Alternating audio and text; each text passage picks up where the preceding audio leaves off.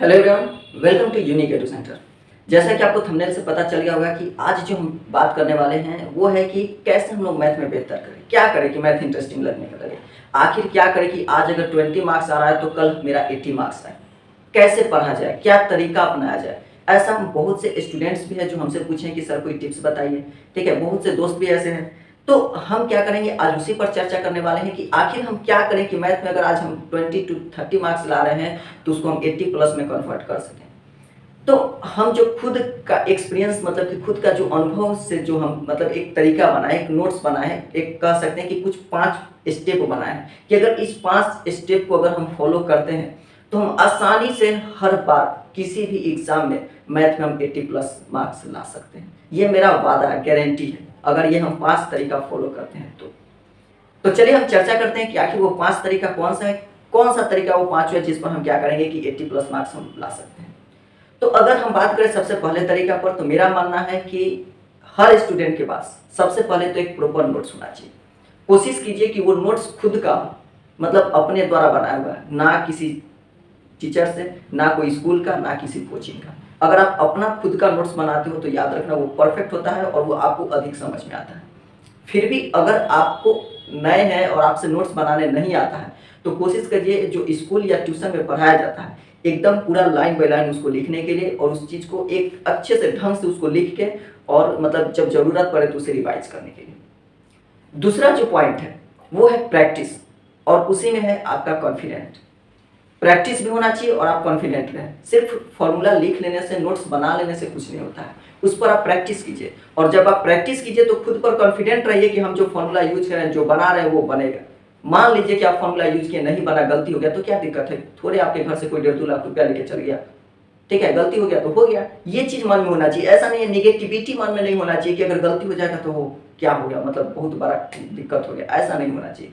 तो सबसे पहला आप कॉन्फिडेंट रहिए खुद पर, और दूसरा प्रैक्टिस कीजिए। देखिए कॉन्फिडेंट रहने से आप खुद एक एग्जांपल सोच लीजिए कि आपको टीचर कोई होता है फॉर्मूला बता दिए, और जब क्वेश्चन बनाता है तो टीचर बना देता है लेकिन आप नहीं बनाते हैं। फॉर्मूला हमको भी पता है, फॉर्मूला आपको भी पता है, लेकिन हम क्वेश्चन बना देते हैं, आप नहीं बनाते। क्यों?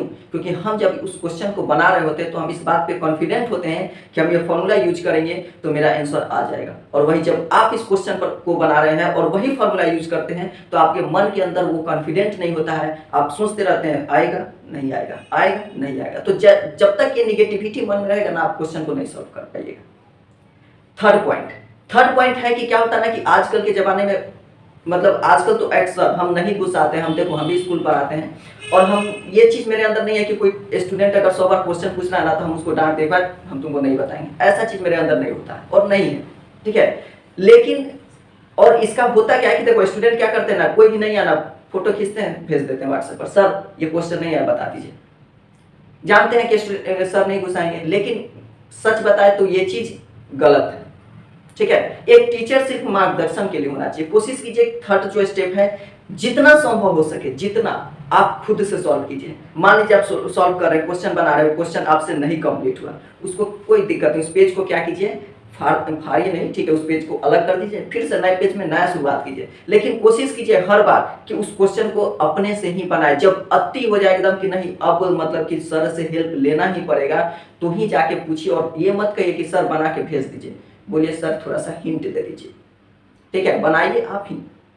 आप ये आदत छोड़ दीजिए कि आप उसको व्हाट्सएप पर क्लिक किए और सर को भेज दिए, सर थोड़ा बना के भेज दीजिएगा, सर तो भेज ही देंगे, सर आप सर को पैसा दे रहे हैं तो सर तो भेज ही देंगे। लेकिन नहीं, कोशिश कीजिए कि आप उसको सिर्फ सर से कहिए कि सर सिर्फ थोड़ा सा हिंट दे दीजिए और फिर आप खुद से ही सॉल्व करने का कोशिश कीजिए। ये आपका थर्ड स्टेप है।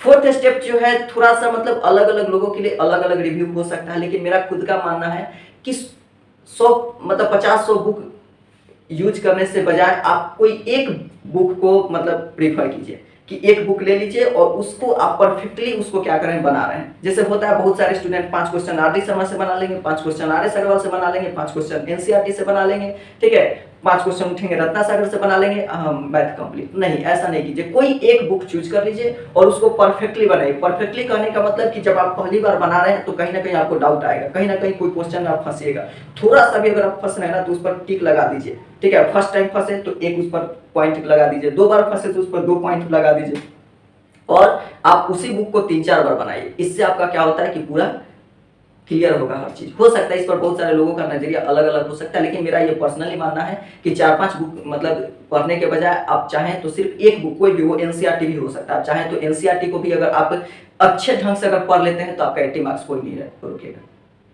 और लास्ट जो है, ठीक है, और लास्ट जो पॉइंट है आपका कि क्वेश्चन जब बनाइए, ठीक है, जब आप क्वेश्चन बना रहे हैं तो क्वेश्चन बनाते समय आप फॉर्मूला लिखा कीजिए, ठीक है। बहुत जैसे होता है ना कि आजकल के मतलब लेजीनेस बढ़ते जा रहा है। हम क्या करें, स्टार्टिंग से लेकर अभी तक नोट्स बनाने के बजाय सब स्क्रीनशॉट ले लेते हैं, तो नहीं, ठीक है। लेजीनेस मन से हटाइए, लेजीनेस रख के आप कभी भी मैथ नहीं सीख सकते हैं। आप क्या कीजिए कि जब नोट्स बना रहे हैं तो स्क्रीनशॉट लेके मत रखिए, उसको नोट्स बनाइए कॉपी पर। लिखने से बहुत याद होता है। उसी नोट्स को आप जो बनाए 3-4 बार लिख लीजिएगा ना, तो आपके माइंड में वो सेट हो जाएगा। उसी तरह जब आप क्वेश्चन बनाते हैं तो आप क्या करते हो कि डायरेक्ट कोशिश करते हो कि आंसर लिख दे, नहीं, उसको आप क्या कीजिए, जब भी क्वेश्चन बनाइए तो पहले क्या क्या दिया हुआ है और क्या फाइंड करना है, ये 2 चीज निकालना सीखिए। क्या क्या आपको क्वेश्चन में दिया हुआ है और उस क्वेश्चन क्या आपसे पूछ रहा है, वो 2 चीज आपको निकालने आना चाहिए। और तीसरा जो उसी में का पॉइंट है वो ये होना चाहिए कि जब भी हम क्वेश्चन सॉल्व कर लेते हैं तो एक लाइन सिर्फ फॉर्मूला लिखने में क्या जाता है, इंक खत्म हो जाता है। इंक तो खत्म होगा नहीं। तो आप जब भी हर बार अगर मान लीजिए कि एक बार क्वेश्चन बनाए तो उसमें जो जो फॉर्मूला यूज हुआ उसको मेंशन कीजिए। अगर 100 क्वेश्चन बनाते हैं तो 100 बार उसको मेंशन कीजिए कि हम ये फॉर्मूला यूज किए। अगर आप मान लीजिए कि कोई क्वेश्चन बना रहे हैं उसमें एरिया ऑफ रेक्टेंगल है तो उसको लेंथ इनटू ब्रेथ यूज कीजिए। उसको मतलब बोलिए कि area of rectangle equal to length into breadth होता है। अगर ये 100 लगातार 100 क्वेश्चन में आ रहा है तो उसको लगातार 100 बार लिखिए। फायदा ये होता है कि फॉर्मूला आपके माइंड में सेट हो जाता है। जब आप मतलब कि एग्जाम वगैरह देने आते हैं तो वहां इतना प्रेशर होता है कि अगर आप नॉर्मल मतलब कि 1-2 लाइन पढ़ के अगर याद किए होंगे ना तो दिमाग से उतर जाता है। लेकिन आप बार बार लिखने का प्रैक्टिस रखा कीजिएगा ना तो दिमाग पर कितना भी प्रेशर आ जाए आपको फॉर्मूला हमेशा याद रहता है। तो उस चीज को फॉलो कीजिए कि जब भी क्वेश्चन बनाइए फॉर्मूला को यूज कीजिए और उस फॉर्मूला को मेंशन कीजिए, लिखिए। तो मेरे हिसाब से 5 स्टेप है। पहला स्टेप था नोट्स बनाइए, ठीक है। दूसरा स्टेप था कि प्रैक्टिस कीजिए और खुद पर कॉन्फिडेंट रहिए। तीसरा स्टेप क्या था कि अधिक से अधिक क्वेश्चन को सॉल्व कीजिए, ठीक है, मतलब जितना प्रैक्टिस कर सकते हैं। और कोशिश कीजिए कि मतलब कि खुद से बनाने के लिए किसी का हेल्प नहीं लीजिए, ना सर का, ना किसी भाई बहन का, ना किसी दोस्त का। कभी कभी सर नहीं बताते तो किसी दोस्ती के पास सेंड कर देते हैं कि थोड़ा बता दो। कभी कभी दोस्त नहीं बनाता है तो क्या करते हैं कि भाई बहन से पूछ लेते हैं। तो नहीं, कोशिश कीजिए कि आप खुद से बनाएं, ठीक है। फोर्थ स्टेप है कि कोई एक बुक चूज कर लीजिए कि हमको आज से यही बुक बनाना है और उसको पूरा जिंदगी भर मतलब भले साल भर में 4 बार उसी को खत्म कीजिए। 100 बुक खत्म करने के बजाय वो एक बुक को प्रीफर कीजिए। और पांचवा है आपका कि उसको क्या कीजिए कि जब भी क्वेश्चन को सॉल्व कीजिए तो सबसे पहले तो आपको कि मतलब कि गिवन और क्या दिया हुआ है ये पता होना चाहिए, क्या निकालना है ये पता होना चाहिए। और जब भी क्वेश्चन को बनाइए तो उसमें आप मेंशन कीजिए फॉर्मूला को। जो भी फॉर्मूला यूज आप कर रहे हैं उसको 100 बार अगर फॉर्मूला का यूज आ रहा है तो उसको 100 बार उसको मेंशन कीजिए कि हमने ये फॉर्मूला यूज किया। तो आई होप कि ये जो तरीका है आपको पसंद आया होगा। आप इसको यूज करके देखिए 7 दिन, ठीक है। हम वादा करते हैं आप 7 दिन इसको यूज करके देखिए। अगर इस स्टेप से अगर आपके मैथ में कोई चेंजिंग नहीं आया तो फिर मतलब आप आके कमेंट बॉक्स में कहिए कि हाँ सर आपका तरीका हम यूज किए, अपनाए, लेकिन हमको कोई उससे बेनिफिट नहीं दिख रहा है। तब हम मतलब जो कहिएगा तो वो उसके बता, ठीक है। लेकिन इस चीज़ को आप यूज कीजिए, इस तरीका को अपनाइए। मेरा मानना है कि अगर आप आज अगर 20 से 30 मार्क्स ला रहे हैं और 1 साल तक अगर इस तरीका को अपनाते हैं तो जान लीजिए कि आपका निश्चित ही 80+ मार्क्स आने वाला है। निश्चित, कोई नहीं रोक सकता है, ठीक है। तो चलिए आज के लिए बस इतना ही रहेगा। फिर से मिलेंगे नेक्स्ट वीडियो में नए टॉपिक के साथ। और जो अगला वीडियो आने वाला है ये difference between similarity and congruency के बीच में आएगा।